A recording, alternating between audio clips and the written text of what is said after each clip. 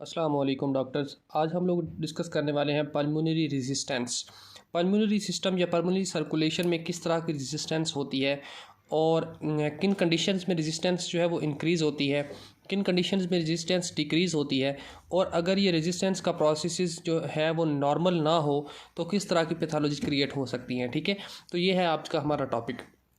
Normally जो हमारी cardiac output होती है वो इंक्रीज़ करती है ड्यूरिंग एक्सरसाइज 5 to 6 टाइम्स। ठीक है, 5 to 6 या कुछ बुक्स जो है वो लिखती हैं 4 to 5 टाइम्स जो है वो इंक्रीज़ करती है हमारी कार्डिक आउटपुट ड्यूरिंग एक्सरसाइज।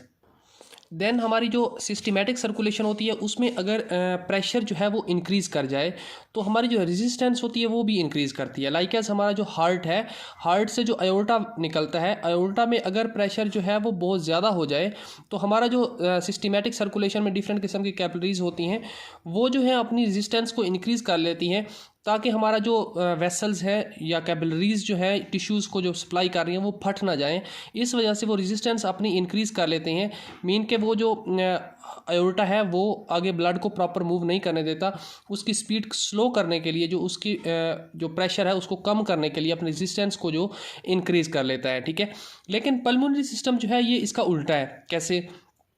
अगर पल्मोनरी सिस्टम में प्रेशर ज़्यादा हो जाए, ठीक है, पल्मोनरी सर्कुलेशन में प्रेशर ज़्यादा हो जाए तो जो रेजिस्टेंस है वो उसको कम कर देता है। ठीक है, कैसे? नॉर्मली जो हमारे पास ब्लड होता है वो नॉर्मली लोअर या बेस वाली साइड पे जो लंग है उसको 3 पार्ट में डिवाइड किया जाता है, एपिक्स, मिडल और बेस। ठीक है, नॉर्मली ब्लड जो है वो बेस में ज़्यादा मूव करता है, यहाँ पे कम, और इससे बिल्कुल ज़ीरो ब्लड जो है वो यहाँ पे मूव करता है। ठीक है, लेकिन जब प्रेशर इंक्रीज़ करता है या ब्लड प्रेशर इंक्रीज़ करता है तो उस वक्त यहाँ पे जो ब्लड जा रहा होता है यहाँ पे भी ज़्यादा जाना स्टार्ट कर देता है और यहाँ पे भी ज़्यादा जाना स्टार्ट कर देता है, और ये जो वेसल्स हैं ये डायलेट हो जाती हैं जिसकी वजह से रेजिस्टेंस जो है वो कम हो जाती है। ठीक है, तो ब्लड प्रॉपरली लंग्स के हर हिस्से में ईजिली मूव कर सकता है। ठीक है, तो इस प्रोसेस के ज़रिए जो हमारा वॉल्यूम है, जो लंग वॉल्यूम है वो चेंज हो जाता है। मीन के जो हमारे लंग्स का नॉर्मल वॉल्यूम होता है उससे इंक्रीज़ कर जाता है क्योंकि हमारा जो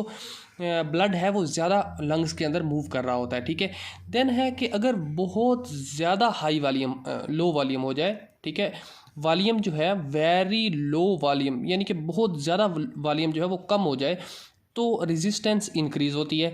और सेकंड कंडीशन ये है कि बहुत ही ज़्यादा वॉल्यूम इंक्रीज़ या डिक्रीज़ हो जाए यानी कि वेरी, तो बोथ कंडीशंस में रेजिस्टेंस इंक्रीज़ होगी। कैसे, क्यों, ये आगे मैं डिस्कस करता हूँ, बताता हूँ क्यों होती है ऐसा।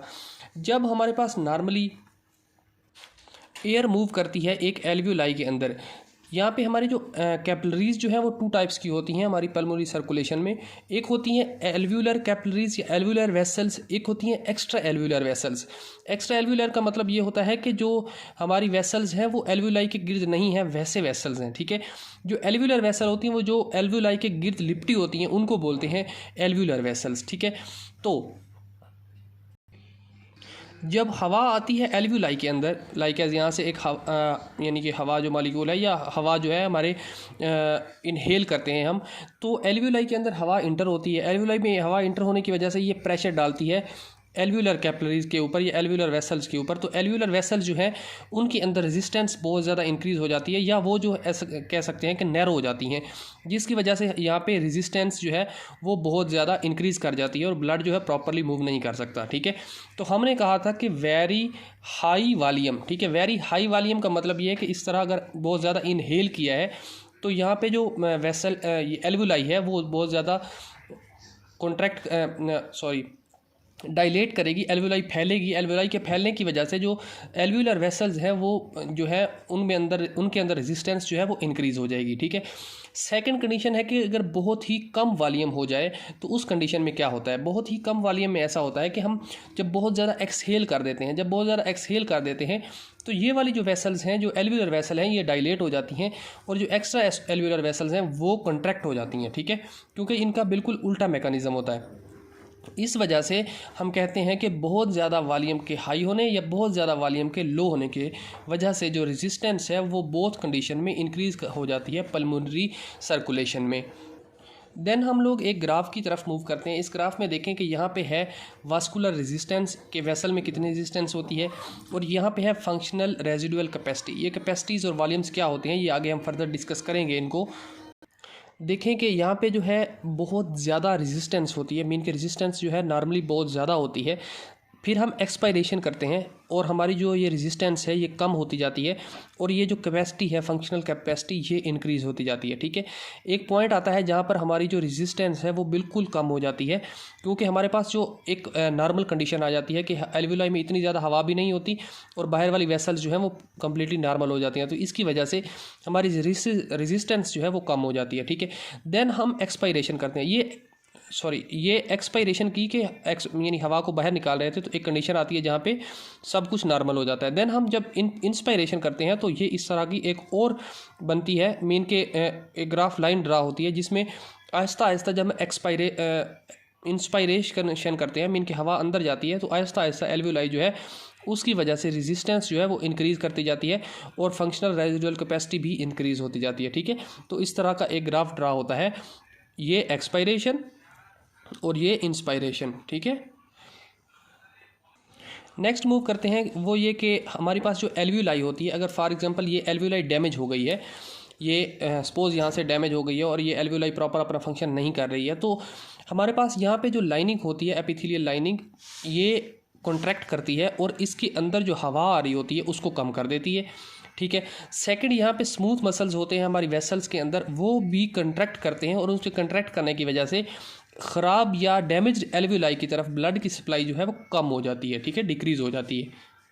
सेम इसी तरह के हमारे पास जब नॉर्मली हम एल्टीट्यूड पर जाते हैं या हाइट पर जाते हैं, ये एक अलग से पूरा टॉपिक है, उसको हम डिस्कस करेंगे, लेकिन अभी के लिए ये देखें कि जब हम हाई एल्टीट्यूड पर जाते हैं तो वहाँ पे पार्शियल प्रेशर ऑफ ऑक्सीजन जो होता है वो कम होता है। जो पार्शियल प्रेशर ऑफ ऑक्सीजन कम होता है तो ये जो एल्वियोलाई है उसके अंदर प्रॉपरली ऑक्सीजन नहीं आ रही होती या प्रॉपर नहीं होती, तो इसकी वजह से जो हमारे स्मूथ मसल है वो बहुत ज़्यादा कंट्रैक्ट कर जाते हैं, या पल्मोनरी सर्कुलेशन जो है वो कंट्रैक्ट करती है, रेजिस्टेंस जो है वो बहुत ज़्यादा इंक्रीज़ कर जाती है, जिसकी वजह से ऐसा फील होता है कि ब्लड प्रेशर लो हो रहा है। ठीक है, देन हम ऐसा है कि अगर फॉर एग्जांपल यहाँ पे जो बेस है इसके अंदर बहुत सी एल्वियोलाई डैमेज हो गई हैं, तो इनके डैमेज होने के बाद यहाँ पे ये जो मसल्स हैं ये कंट्रैक्ट करेंगे और ज़्यादा ब्लड को ऊपर वाले खाने में मूव करने की ट्राई करेंगे। ठीक है, तो इस तरह जो लंग है वो प्रॉपरली एडजस्ट करने की ट्राई करता है खुद को according to the blood supply, according to the oxygen supply. ठीक है, और अगर एक ऐसी कंडीशन आती है लाइक एज कि हमारा जो ये एल्वियोलाई है, ये लंग है, वो